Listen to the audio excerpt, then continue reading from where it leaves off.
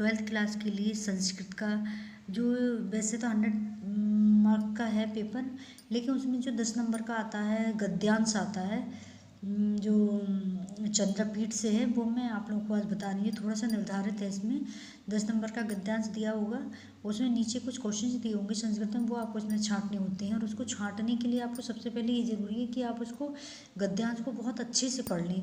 देखिए मेरा चैनल है लर्न संस्कृत विद प्राची, जो बच्चे जिनको वीडियो अच्छी लगती है वो लाइव करें, और वास्तव में जिनको समझ में आ रहा है मेरा पढ़ाने का तरीका, मैंने ये 12th क्लास के लिए आज पहली वीडियो डाल रही हूँ, बाकी मैंने और लेवल से डाली हुई है PhD NET PGT TGT TET वगैरह के लिए।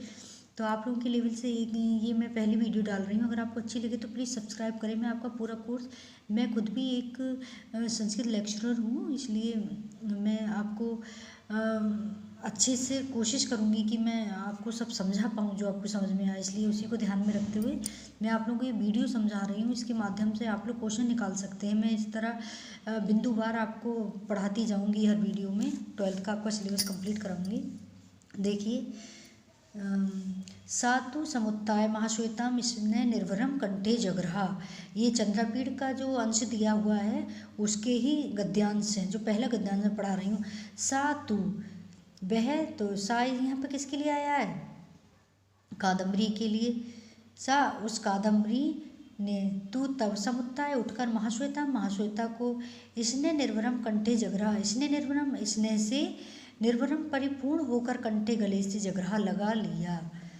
महाश्वेता भी दृढ़ दत्त कंठग्रहा, महाश्वेता ने भी दृढ़ दत्त का मतलब है दृढ़ता से, कंठ गले से ग्रह लगाती हुई ताम उस कादम्बरी से अबाधित बोली, सखी कादम्बरी है, सखी कादम्बरी भारतवर्ष में राजा तारापीड़ो नामा, तारापीड़ नाम के राजा है। तस्य अयम, तस्य अयम इसका संधि करेंगे तो तस्य प्लस अयम, तस्य उनके, अयम यह आत्मजा पुत्र, चंद्रपीड़ नाम के उनके, तस्य अयम ये आत्मजा पुत्र, दिग्विजय प्रसंगेन, दिग्विजय के प्रसंग से अनुगता भूमि इमाम, इसका संधि करेंगे तो भूमि प्लस इमाम इस भूमि को अनुगता प्राप्त हुए हैं।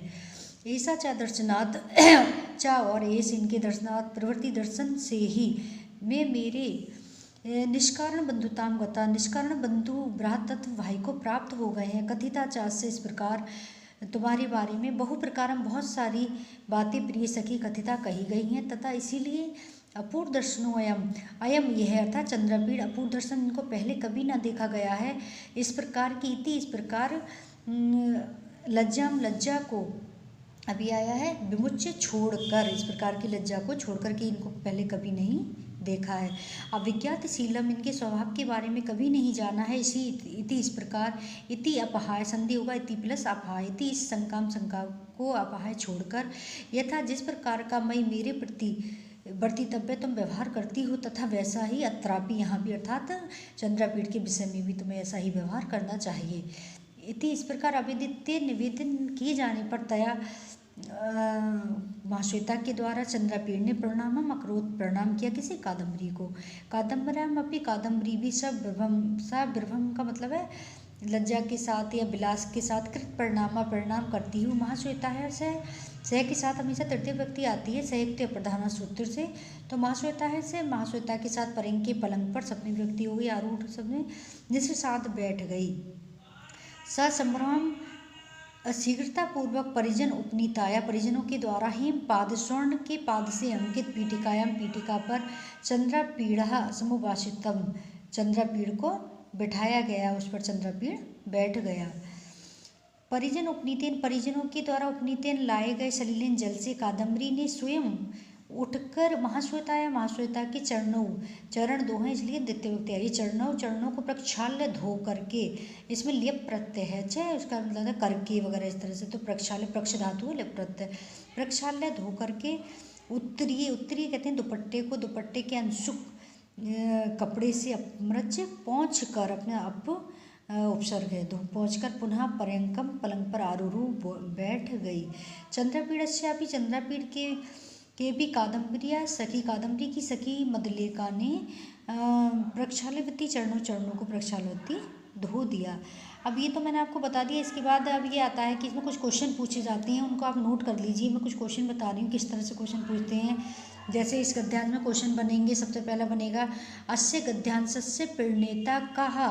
इसका मतलब है कि इस गद्यांश के प्रणेता या रचयिता कौन है। तो सब जानते हैं कि बाणभट्ट का, सॉरी चंद्रापीठ बाणभट्ट की, तो लिखेंगे अस्य गद्यांशस्य प्रणेता बाणभट्टा अस्ति। नोट कर लीजिए प्लीज, अस्य गद्यांशस्य प्रणेता बाणभट्टा अस्ति। जैसे क्वेश्चन होगा उस हिसाब से आंसर देंगे। अब एक क्वेश्चन और बनता है इसमें, का समुत्थाय सातु समुत्थाय बनता है कि का समुत्थाय महाश्वेताम इसमें निर्वणम कंठे जगरा।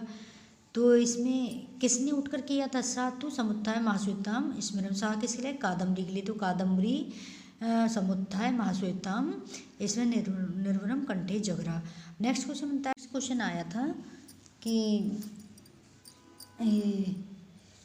चरणों प्रक्षाल्य उत्तरंजुकेन अपमृज्य।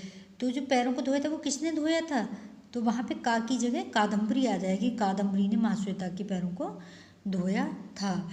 अब एक क्वेश्चन बनता है चंद्रापीड़स्य चरणों का प्रक्षाल्यवती। चंद्रापीठ के चरणों को किसने धोया था, तो उसमें का की जगह मद लेखा हो जाएगा।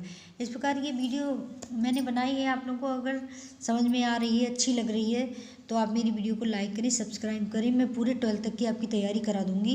ये 1-2 महीने में सब कुछ थोड़ा लेकर चलूँगी। आपका जो भी आता है इसमें 10 नंबर का गद्यांश, 10 नंबर का एक रघुवंश से वो आएगा, पद्यांश आएगा, मतलब श्लोक, उसको संस्कृत में करना है। मैं जो भी ग्रामर वगैरह सब आप कराऊंगी। बस आप मेरे चैनल को सब्सक्राइब करते रहिए ताकि मेरी सारी वीडियो आप तक पहुंच जाएं। लाइक कीजिए। देखने के लिए बहुत बहुत धन्यवाद।